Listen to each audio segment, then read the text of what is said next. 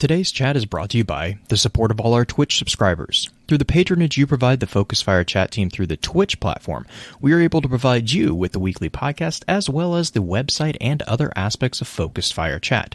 If you have any interest in becoming a subscriber of the FFC and gaining access to some exclusive features over in the Discord server, please be sure to visit our Twitch account and click on the subscribe button. If you're an Amazon Prime member, remember that you do have a free subscription to Twitch every month that can be used for this. And for those of you who are already subscribers, thank you again for your generosity.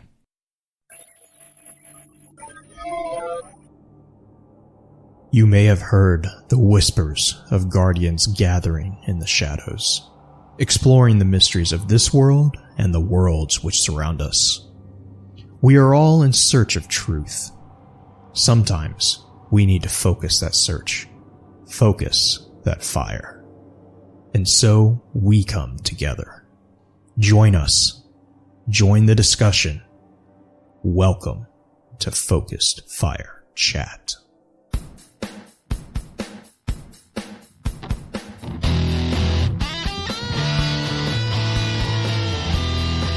Welcome to Focus Fire Chat, recorded live on December 13th, 2019, over on twitch.tv/FocusFireChat. As always, I want to give a big shout out to our live chat here with us tonight. Thank you so much for joining us once again.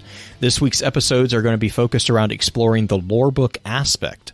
This particular episode will serve as what we have come to call the intro session of the week's exploration. And before we go any further, however, let's run through a quick introduction of who all we have with us on the show.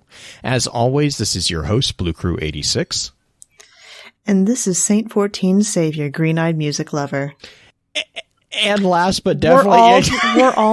We're all his savior. It's fine. Gosh, and way to take the green light green. Not least, in the hot seat as guest co-host, we have our good friend Paige. Paige, how are you doing? I am doing great. I am all caffeined out, so we are going to be perfectly fine throughout this whole thing. Nice. Sweet. Nice. So, usual introductory question next for you. Where can we find you out on the internet? So, Twitter, dragonfli with an I.ph, no underscore, no period, because I suck sometimes. PSN, Run of Dragons. And then I actually have a blog on Blogger called Notes of the Dragon Keeper. Ooh. What does that stem from? So, I like to write, always have. So, I found a writing prompt book, and it started out just doing shorts with them based on those writing prompts. Then I found one that I really liked, and I wanted to keep the story going, so I've been posting about every other week a new kind of like chapter or episode of that story. So. Nice. That's cool. So, one of my questions is like normally how did you get into lore? But I'm going to kind of tag team it a little bit. Did the getting involved with writing directly influence getting involved with lore, or was it the other way around? Ooh, okay, so I need to start this by saying I was an awful online player when I first started Destiny. Mm-hmm. I started at launch. I did not play any PvP or with anybody else for the first year of Destiny. That's acceptable. That's acceptable. That's the situation that I've gotten into. I didn't need... Well, okay, I definitely needed, but I didn't know raids were a thing. I never got into Crucible. And then Taken King launched, and we got the King's Fall quest line, where you actually had to do it.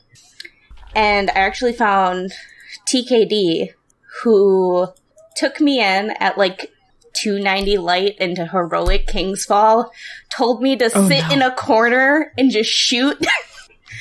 And so that kind of got me into the lore with the whole aspect of raiding. Mm-hmm. And I would definitely say my writing pushed me to dig deeper, because I'm a why person. Why is everything happening? Oh, we are all why people here. So real quick. Mm-hmm. I have one question pertaining to your King's Fall inauguration run. Oh, gosh. Did you get the boop wall? Did you get to start the boop wall? So, gosh. There's only one acceptable answer, and if it's not that answer, I'm gonna. I did because I jumped down and immediately got launched. But let me say, nice. I did not have bones of AO. Okay. Oh yeah, neither did I. Oh neither no. did I. I've never. Marcus, had those. how long did it take us to do ships? I think it was like a good hour or two because I am awful at platforming. Oh God, you're like. Did you switch to like Belle. Arcstrider at least? Blade Dancer, yeah. Yeah. Really? Yes. At least it helps. Yeah, it had the best jump in all three classes. Oh yeah, okay, because you can do the higher hold, jump. The hold. It had the 2-tap, and then it like catapults you almost. Mm-hmm. Yeah, that's how we always did Crota runs. Yeah, that was rough. I cannot believe those boys stuck with me for as long as they did. I was about to say, like the ships part. As soon as I got a rhythm going with it, like as soon as I figured out the rhythm on it, it was pretty. Fragment. Right. So they couldn't just pull me through. Yeah, you're talking to someone also who I never used the bones. Like everyone's like, oh, it gives you an extra jump. I'm like, yeah, but it doesn't actually give you extra height. Right. It just gives you control. more direction. Yeah. But yeah, for sure. I remember I'm not good at Mario. We had to drag Belle through that. That's the most colorful language I've heard come out of her in a long time. The words coming out of my mouth were not suitable for anybody under the age of 18. Listen, Pins. Pins is giving me grief. Listen, my directions were completely logical, okay? You just didn't make those jumps right. I want to take Blue through Outbreak Prime. Oh my god, no. Is that the one that you have to jump on the outside of the wall? Yeah. Yes. Yeah. It's awful. It's miserable. It's not that bad. Here's the thing: like the original version is not that bad. The fans are the worst part. If you want entertainment on a platformer, no offense, but you need to take Pins. Like Pins. Okay. Oh, I did. Oh, did you? I did. Oh, nice. Yeah, both Dwyer and I carried him through, and bless your souls. Yeah, he was cursing. Yeah. Yeah. Through it. The one time that we went through, what's the Dreaming City one? That was when Potato dragged us through. Yeah, Last Wish. No, Last Wish. Was it when you were in the throne world jumping the beams? Well, yeah, right before Golgoroth wannabe. Yep. Like, Pins. All of us accidentally went to the next stage, and Pins got stuck in the jumping part, and he couldn't even wipe and get dragged forward. It was you have to completely leave and Potato come was back in. What did we do? Poor Pins. Oh, he was so pissed. Yeah, me and platforming don't get along. Still don't. The other day we were doing the first couple missions with the obelisk on Tangled Shore, and Marcus and I were in a party together. I literally walked off the edge in that tiny little 5-foot section between the obelisk and the shore. When you can find the one tiny hole in the entire landmass that is there. Time. Yeah, I know that feeling. Every time. I may have done that as well. So, what is your favorite lore story for Destiny in general? Like, what would be your overall favorite story for Destiny? That's a hard one. Probably No Time to Explain, not necessarily that specific, but the Ishtar Collective, the whole Vex Mind situations. Because I'm a Y person, and we don't get a lot of Ys, so I want to keep digging for the Ys. So this one probably drove you a little bit crazy? Oh my god. When I read Aspect, I think I read it 3 times in the same night, because my brain was trying to process it all. So yeah, it drove me a little bit crazy. Yeah. I mean, I think anything having to do with the time stream, the Vex stream, Vex whatever prison, what we're calling it now, it makes your head hurt a little bit. Oh, for sure. So, the last question, and not the least, what is your primary class that you play? So, D1, Blade Dancer, Hunter Blade Dancer. Mm-hmm. D2, it started off as Gunslinger, But Okay. I've really fallen in love with Arcstrider, especially hitting projectiles back at people. It is the most satisfying thing you can possibly do in a Crucible match. That is indeed when you have somebody who's shooting at you. Or pops a hammer right in front of you, or a shield. Oh my goodness. Mm-hmm. And the look of confusion on their face as to why it hurt them instead of you. Oh yeah, yep. Or grenade launchers are a good one too. Mm-hmm. Yeah, grenade launchers are great to pop back in their face. Mm-hmm. I think you can negate a Nova Bomb. I don't think you can bounce reflect it back. I did learn the hard way. You cannot reflect Chaos Reach. No, it's like a trace rifle. Yeah, I tried. I failed. I haven't actually spent too much time doing Arcstrider in any of Crucible, mainly because I play with Isacol and she uses Wave Splitter, and you cannot deflect Wave Splitter. It's a beam. You can't deflect any beams, and it's kind of pointless for me to try to run it whenever she's in a match with me. So I just stick to my Night Stalker. Yeah, I never fell in love with the Night Stalker. I did it for raids, but I like to bop things on the head. Yeah, I like my support class. All right, Blue. There's no community question this week. Awesome. And I don't have any special announcements just yet. We're still working some stuff out with the website. Hopefully we'll have some announcements rolling out with that here shortly. But, as usual with enough of other chatter, I know everyone is looking forward to diving into the discussion. So let's just get the standard housekeeping notes out of the way, and then we'll get right into it. Last episode, we discussed the universe of Greedfall. If you're enjoying the show, please be sure to let us know by giving us a shout over on Twitter, leaving a comment on Podbean, or sending us a quick email at focusfirechat@gmail.com. Reviews or comments on where we can improve are always welcome. They let us know what we can do better to create a more enjoyable experience for everyone. To all who have sent feedback or left us a review, thank you. As many of you are aware, Focus Fire Chat is a community in which we offer the chance to dive into lore from within various titles and mediums with a special focus on the Destiny universe. Every Friday, at about 10 p.m. Central, the podcast team gets together to stream a summary of the chosen topic for that week. The hope for this is to help encourage dives into aspects of game lore within both our Discord server and within the other communities that we share the digital world with. If you're a fan of lore in all its various forms, be sure to also check out thelorenetwork.com, a central hub for content that covers a wide variety of different titles and mediums. Our full show notes for each week's topic will be posted there, so for the additional information or guest details, be sure to check the site out.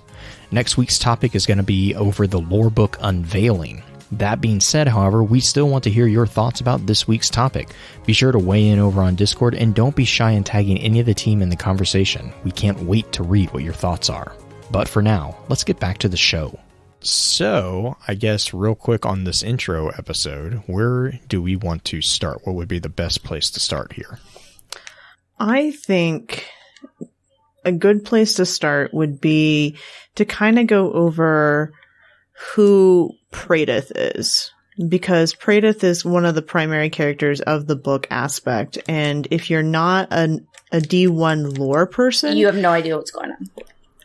Yeah, or if you didn't ever do No Time to Explain or any of those kind of things, you really wouldn't have any idea who he is. So I think starting there, if Dragon, if you'd like to take the reins on that and start in that area, let me get my tabs up here. Yeah. The amount of tabs on my browser is ridiculous.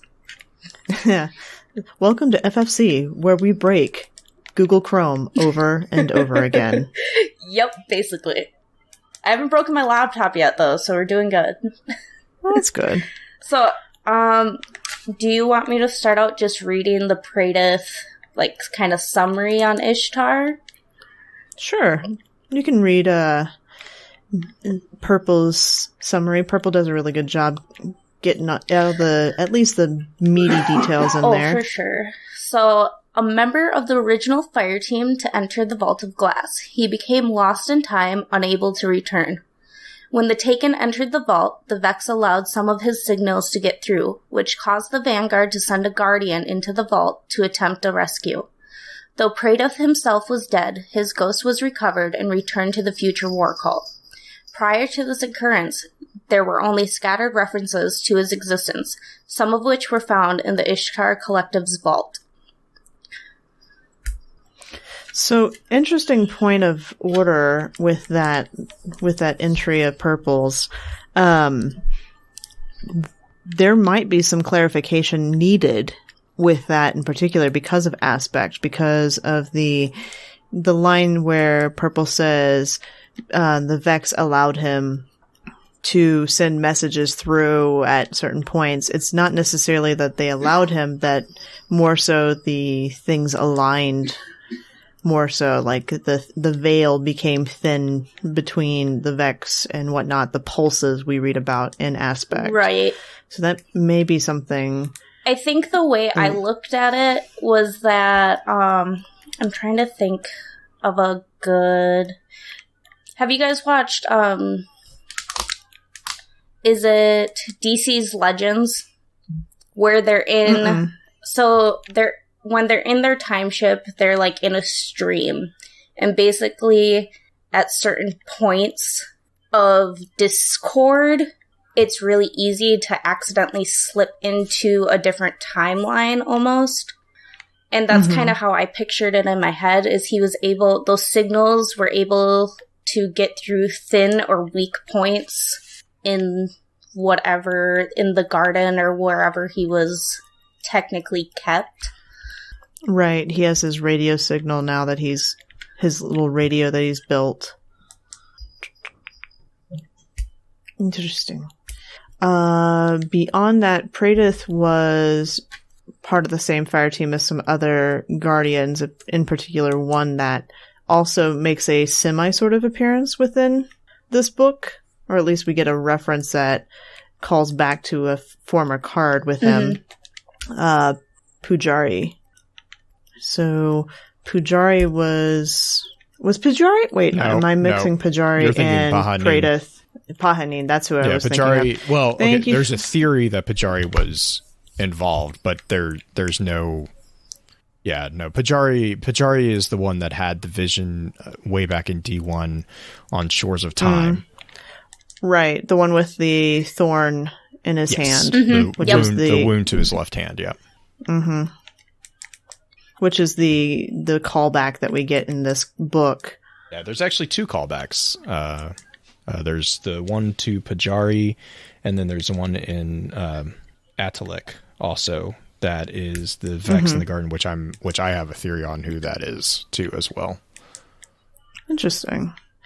So we have those two. What is the significance of the Black Garden? Do we actually have a real answer for this yet, or is it more so still just kind of like the proving grounds for the Vex, or are they there on accident, or can we even answer this at this point for new light people? I don't think so. I mean, I didn't find anything like solid to be like, oh yeah, this is the reason. So I don't want to speculate and cause confusion.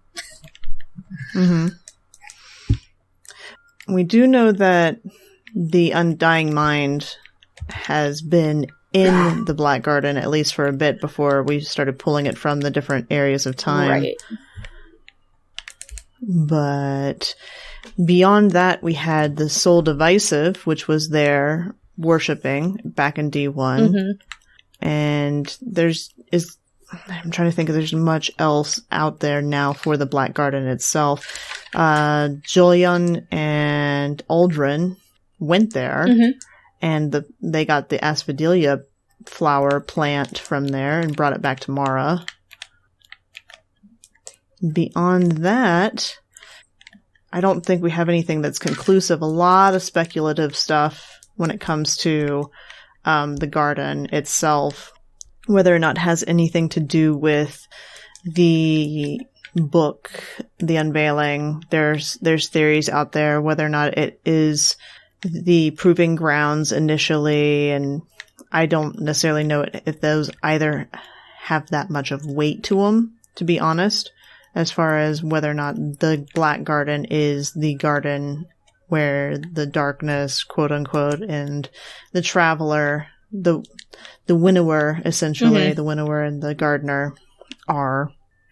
But beyond that, there's not a whole lot we learn, besides the Black Garden causes pretty much hallucinations for a few different people and just making a full settle of uneasiness for a lot of us. But, Blue, do you have anything about the Black Garden that you can think of that I'm leaving out? Nothing, really. There is the part with the Kintark 3 that we got in this most recent update. But that doesn't reveal so much. That doesn't reveal much about the garden itself as much as it is about the corruption and the potential influence of like divinity and what appears to be Ahamkara, possibly something in there. So that, I mean, that was an interesting thing, and the only reason it connects to the Black Garden is that it took place in the Black Garden, and that connects back into the Crypticons. But yeah, and I think Dino's talking about that right now. Yeah, the Crypticons actually assigned the Kintark 3 to that. So, but again, again, that doesn't really reveal much about the garden itself.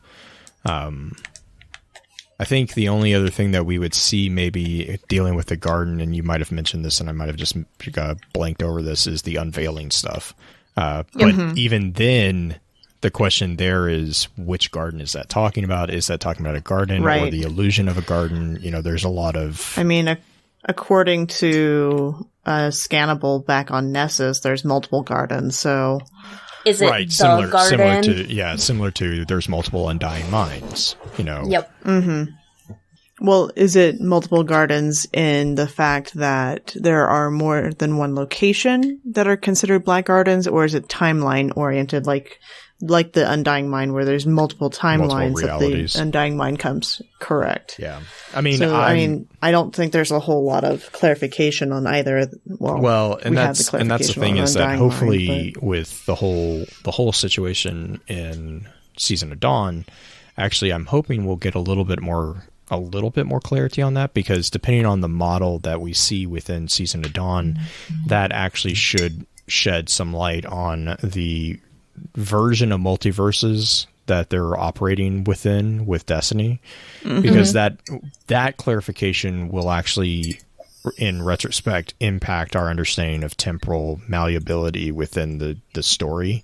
Because if they're operating on a model of singular reality or a prime reality, that's gonna have major implications down the road. Whereas if it's a true multiverse that's, you know, fragmenting constantly, that's also going to have, I mean, it's different implications based there on temporal travel, which, I mean, and that ties into here too. We see that with I think Mirative is when it starts coming into play a little bit. So the last grouping that I want to bring up before we go into like an advanced session is, who is the Ishtar Collective team? Who are the different, I guess, fragments that we're seeing in this book? Because we see Maya, we see Shem, we see Dwayne, we see Chioma. Chioma is the other one. So we see that group. Do we want to go into a quick story of their history with the Vex in particular, considering that it's still pretty interesting and important, considering that they're seeing the fragmentations of them in the book. Right. So I guess for me, the one thing I had a hard time placing was going back to the grimoire from the Ishtar Collective group and seeing if this was happening before the end of that grimoire or after. What do you mean? Does that make sense? Okay, hold on. Try that. So, hold on, I'm trying to find... Oh. Is it between 4 and 5? Yeah, I'm looking at it right now. Yeah. I think it's 5 when they're standing at the edge of the gate. No, it might be 5. Like you're asking if this is happening concurrently with the Vex Academy, with them breaking free from the Warmind. I would say it's after, because with the whole thing within Mirative and Mirative and then Deontic and Aurelius, they're actually communicating within the same time frame as Praedyth, and that would not have coincided with that time frame because that was during the Golden Age, and this is during the City Age. The other aspect is, even though a portion of them were able to, I believe, get out of the Vex network, a lot of them volunteered to go back in. That's the 227. Yeah. So the 227 were the 227. So they rescued all of them, or they rescued most of them, and then the 227 they volunteered to go back, and basically they basically did the equivalent of what Osiris does with his projections inside the Infinite Forest within the Vex network, which was really cool actually. Within I think it's Mirative, when he starts picking up on them, if you notice, all the radio patterns all start with 227. Yep. 227 dot, and then it's basically the spelunking team, which I love that they call themselves spelunkers. I thought that was so cool. I found that kind of cool. I don't even know what they would call themselves otherwise. Well, no, I just love the fact that they're not referring to themselves as I just like the fact that they're like recon team. They're not. Yeah, we're just spelunking. We're spelunkers. I was like, that's correct. Okay. There is a mention in Mirative to Pahanin too, with the squid constellation. I love that. Yes. Yes, squid guy. Which that was only ever in the flavor text, wasn't it? Like there wasn't anything Pahanin's in obsession. I can't remember. He's a cephalomaniac. Yeah, he's obsessed with squids. With the squids on it. Yeah, he's obsessed with squids. Let's see. I think I actually have that in my notes somewhere too. Yep. Love cephalopods. I mean, I guess the only way in which this could be concurrent with the Vex Grimoire card, like the Ghost Fragment Grimoire cards, I think, is if we do a full dive into the theory that there is actually a possibility of penetrating time. Because again, penetrating as in cutting through it, cutting through it. If you're actually going to go down, I think it's the Rosenberg Bridge theory of passing through points, then you could argue also that this would be the same thing. That being said, though, also we see that there has been time passed for the 227 teams, because there's the issue with the Kiyama who lost Maya, and how they can recognize her voice because it's hoarser because she's spent eons screaming about it. I think that was in, hang on real quick. I think that was in Volative, which is the second to last card. Yep. That's where you get the update about, hang on, let me scroll over here. Volative. I think it's, you see all the different iterations of the same process. They all start the same, but then based on the different decisions, they all have different consequences. And I think it's 218 loses Dwayne, and then it goes through what happens 72, 41, 59, and 59 is the one that I think she loses her mind. Or she doesn't lose her mind, but she just shuts down, basically. Becomes emotionally closed off. And I think it's 72 is the one. Is 72 the one that has the hoarser voice? I want to say. Yeah, 72's Chioma sounds hoarser than the others because Praedyth calls it out because he doesn't know why. And then in Urios, which is the end of it, there's 183 spelunking teams. but there's a variety of different numbers of different individuals, which was really kind of cool because it notes it notes a disparity, even though they're all the same thing. And it actually explains this, I think, earlier too. It explains that even though they're all kind of the same person, because of the choices that they made since they went into the network, they've all become different. And so there's an interesting little component there as well. Yeah, and I mean, I guess that's true. Like if you go down the Alchemist and Merchant's Gate, yeah, that's a fair point. Sorry, Veru is talking about. So there's a comment in Ghost Fragment Vex 5. 4. Is it 4 or 5 that the Alchemist and Merchant's Gate's brought up? Gosh, mm-hmm. It's one of those. But anyways, Maya makes a comment about how she's unsure if it's that the Alchemist timeline analogy was correct or not. The Alchemist and Merchant's Gate is a short story. Awesome short story. Please let me know if you haven't read it. I'll get you a copy of it. But it deals with time travel. Okay, yeah, I can get you a copy of it. Same with the Kintark 3 stuff. I put that together as well. So I kind of put it in a parallel format. Mm-hmm. But like with the Alchemist and Merchant's Gate, it deals with the apparent paradox of time travel from an outsider perspective, as opposed to the non-paradoxical experience of that time travel from the person who's actually traveling the time. Gotcha. And so it deals with the problem of keeping time cohesive, but at the same time, the individual who is in the center of the experience that's being reviewed, it is cohesive for them, but it's still a kind of apparent break from predetermination. It's a really interesting component of it. Okay. So if you have a situation in a temporal rip or temporal tear like you had in the Alchemist and Merchant Gate situation, then this would be happening concurrently and separately at the same time, as it could be happening concurrently and at the same time as the Ghost Fragment Vex cards. Gotcha. But then again, that's why I go back to Season of the Dawn's really, I think, going to give us a lot of flavor on that. Is the question is, are we actually traveling through time, or are we traveling through realities? Because there's a vast difference between those two. Sure. I think at least from the Praetus perspective, he calls out how Vex used time as a tool. Yes, yeah. Yes. That we are still tethered to the concept of time.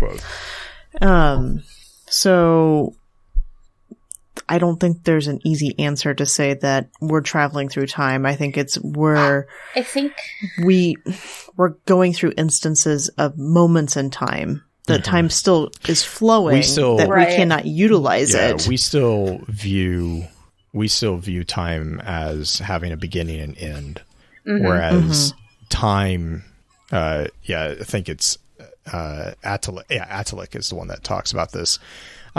He's in that says, I like that Ishtar apparently agrees with my theory on who wrote this.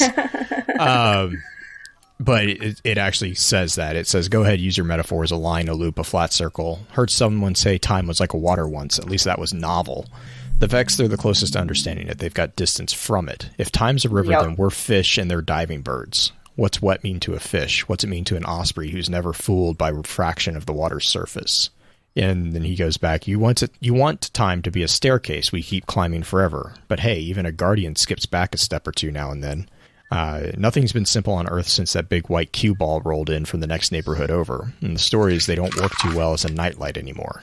And then that's when he kind of goes back to the concept of like, we are stuck, and this is true for humanity in general too. Like, we're stuck on this idea that time is a line. Like, time, there's a start and a finish to it. So when you talk about time travel, the immediate thought is, I'm going to go from point C to point A. Mm-hmm. And then the theory there is that, that again, you have, it's an interesting because it ties into the name of this entry, atelic, because atelic is actually meaning something that doesn't have an end.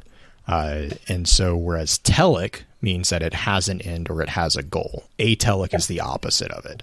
So if you go based off that, then the other thing is like there's a eternal being stuck in motion, and it's an eternal present, so that time is not as much a temporal line as a mode of existence. It's an all permeable thing that's amorphous, which is where you get like the Vex using it as a tool. You know, any moment that's ever happened, any moment that ever will happen, they can go back to it, play it again until they get it right. And that's the difference between the Vex and the Guardians, because the Guardians simulate an ending,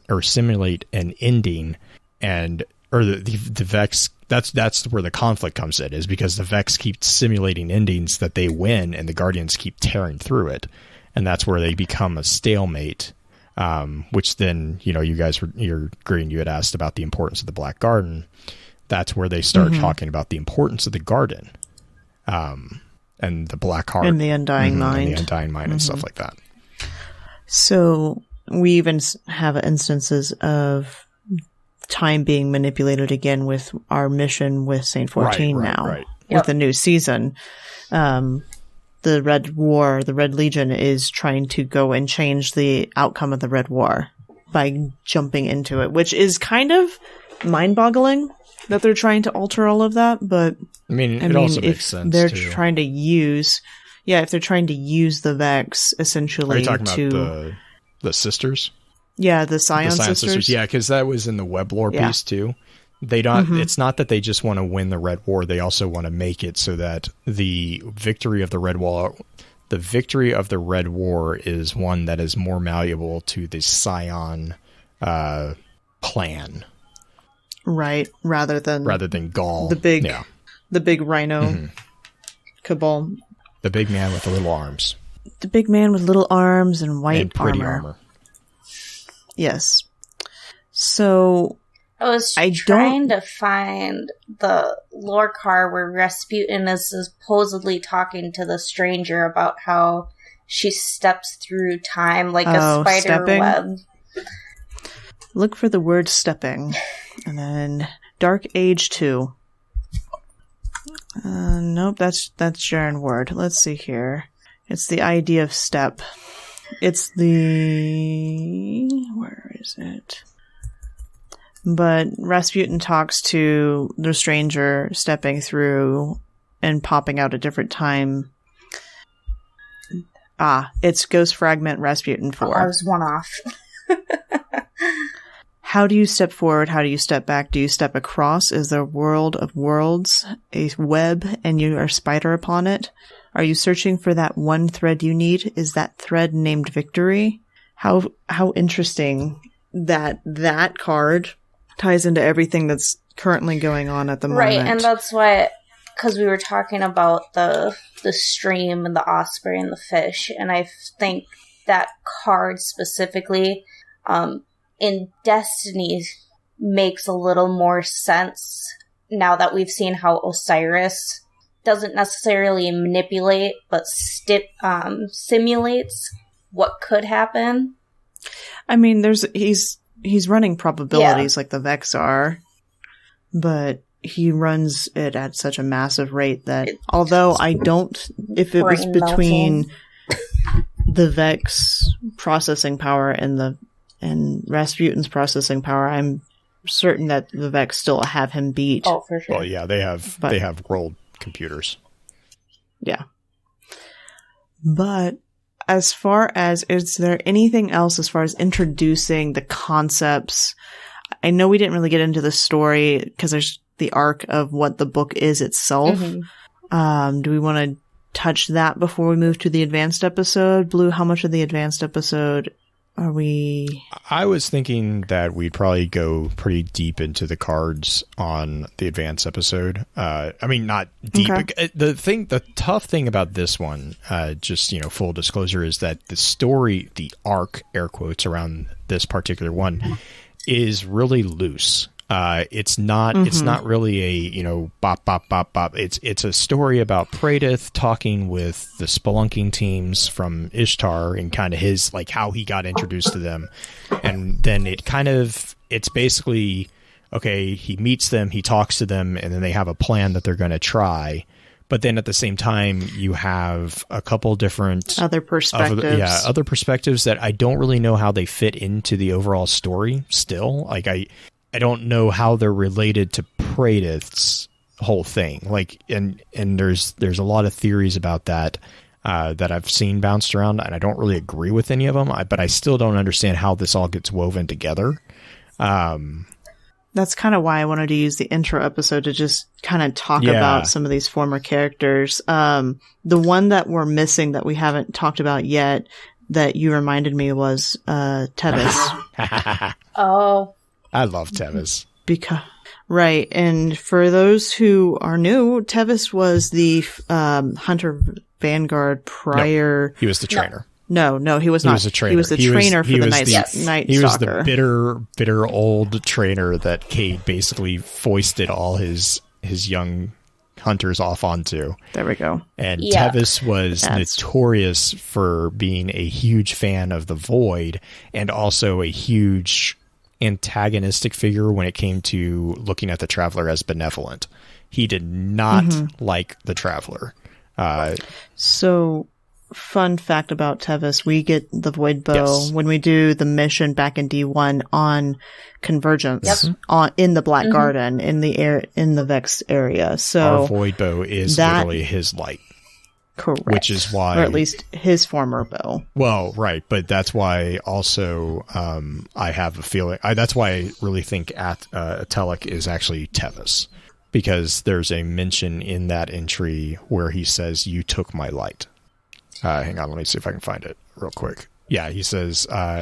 I actually didn't think about that, and then I was reading the show notes, and I'm like, that makes a lot of sense. He says, without it, I wouldn't be stuck in the Black Garden making bets with myself on which goblin's going to be the next to slip on a soggy leaf and fall off a cliff either.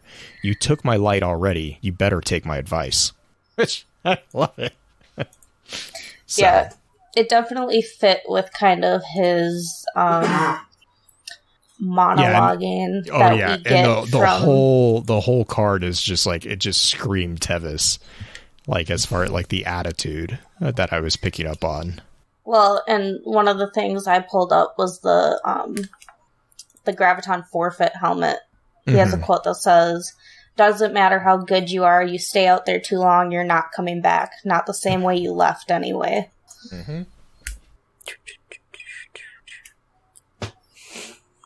Sorry, I'm just responding to Shaggy with the Tevis quote that he was referencing. I was like, wait, I know that.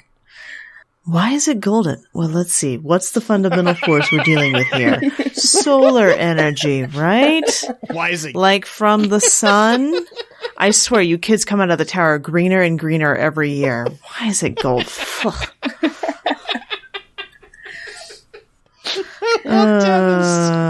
Yeah. Oh my goodness. Okay, so those guys, I think that's pretty much all of the major characters and kind of backgrounds of the major points in the book. I can't think of anybody else or I don't have anything else in mind. Other aspect. I mean, Undying Mind was a boss from a strike back in D1. Hold on. I have it pulled up, I think. Dark Below. It was an annoying strike. Yeah, it was kind of awful. It wasn't awful. It was just kind of... It's one of those ones that it loaded up and you're like, nah, I think I'm good. I don't know. It just had arc burn. Arc burn was not fun there. But, so that Undying Mind, you have Praedyth, you have Pajari, you have Tevis, you have Pahanin, the Ishtar Collective team, which I'm sure we're going to get into some of their antics a little bit. The big story with the Ishtar Collective team is that they were examining a Vex, and they noticed that that Vex was simulating them examining it. So it was predicting essentially what they were doing, and it was hard to tell which was real and what was not. And so they decided to, with the help of a war mind, jump in there and see what was going on. And then from there, ended up with the 227 copies that are in the Vex network still, at least according to Prada. But beyond that, Blue, I think that's an intro episode. I think so as well. So real quick on you guys, back to you guys. Do you want to do some shout outs real quick, Paige? Oh, paper, hold on. I have paper just spread everywhere. It's fine. Let's see. Well, you guys, Blue and Green, for having me. I appreciate it. Thank you. Let's see. The team at Ishtar Collective, because if I didn't have Ishtar Collective, I would have to really dig for lore topics and answers. Yes, the clan, my clan, Odin's Crows, because they put up with my lore rants day in, day out, even if they don't want them. But that's pretty much it. Nice.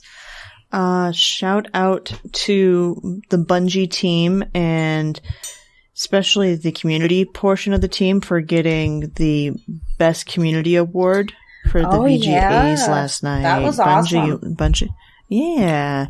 Go Destiny community, because, we're kind of cool like that. Even though the game is quote unquote dead. I haven't heard that. I haven't heard that in a while. Best community support. But yeah, Deej and Cosmo and DMG, they do an awesome job. And DMG is super active in Reddit.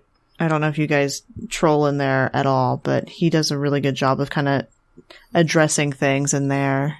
That's where I see him mostly. I do not, but I see him on Twitter a lot. I see his post. Blue? Really, just a big thank you to Paige for reaching out and, being willing to jump on with us. And then, yeah, like Green said, a big shout out to the Bungie team. Jonathan Toe is also big shout out to him and his leadership of the narrative team. I know he gave, I love watching on Twitter. He gave a huge shout out to everyone. And then like every single one of the narrative writers was like, you're the narrative lead. You keep forgetting to mention that. And it was just a hilarious little, after meeting him at Guardian Con and getting a chance to sit down with him, it's just, that was exactly the way he is. Like, that's just that entire exchange captured his personality. Like, and it was just, it's also, so great. Apparently, according to John Goff, John Toe is not very good at Twitter, so... So that's the funny thing. It was his first tweet. He's been on Twitter. He's been on Twitter for like 2 years, and his first tweet was basically, "Hi, be sure to say thanks to the narrative team." And I was like, "Oh my god!" Like all the because I think Pino and John Goff and I want to say Z. Malazi were all giving him grief. Like, really, that's your first tweet? It was just, oh my gosh, that was so funny. And then I think it's Ariella is the author of Aspect, and that she is a fairly new individual to the team. So huge shout out to that. Oh my gosh, it was such a good one. But for sure, I liked reading it. It like entrapped you from the first entry, and you're like, what? I gotta finish it now. And then you get done and you're like, no, I gotta go back and start again. Yeah, I have more questions. No, don't do this to me. Oh man, every lore topic ever. Well, as usual, until next time, goodbye. With that, we'll begin to wrap the chat up. Thank you again to those over on Twitch for coming to spend your evening with us. If you'd like to join us for the live streaming of the episodes, please be sure to give us a follow over on twitch.tv/FocusedFireChat. Links to all our episode archives can be found at www.thelorenetwork.com. Please be sure to email us at focusfirechat@gmail.com with any comments and or questions for the team concerning the podcast, and let us know how we're doing by giving us some feedback and a rating over on iTunes as well. So until next time, focus your fire and may your light shine bright.